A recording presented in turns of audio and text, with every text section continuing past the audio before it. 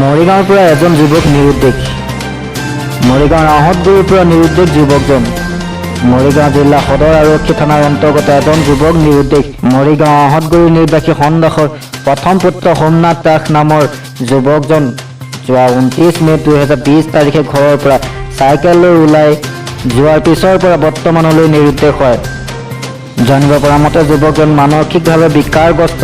কোনো লোকে যদি যুৱকজনৰ সন্ধান পায় তেন্তে 9100007919 নম্বৰত যোগাযোগ কৰিবলৈ পৰিয়ালৰ লোকে অনুৰোধ জনাইছে। আমি নাম্বাৰটো পুনৰ জনাইছোঁ 9100007919। মই সকলো অসমবাসী ৰাইজকে অনুৰোধ জনাইছোঁ। যোৱাকালি পৰহি মোৰ দাদা নিজ ঘৰৰ পৰা চাইকেল এখন লৈ ওলাই গৈছিলে। ওলাই যোৱাত তেখেতক আজি আমি বিচাৰি উলিয়াব পৰা নাই আৰু নিখোজ হৈ আছে।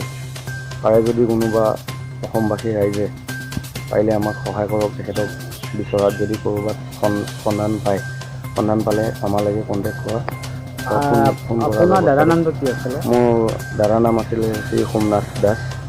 আপোনাৰ ঘৰ আহঁতগুৰি, মৰিগাঁও আহঁতগুৰি, পোষ্ট অফিচ নতুৰা গাঁও, থানা মৰিগাঁও, জিলা মৰিগাঁও অসম। আৰু সকলো ৰাইজকে মই সোমনাথ দাস আপোনাৰ কি? সোমনাথ দাস মোৰ দাদা। মৰিগাঁৱৰ পৰা পিংকু দাসৰ ৰিপৰ্ট, কাজিৰঙা টাইমছ।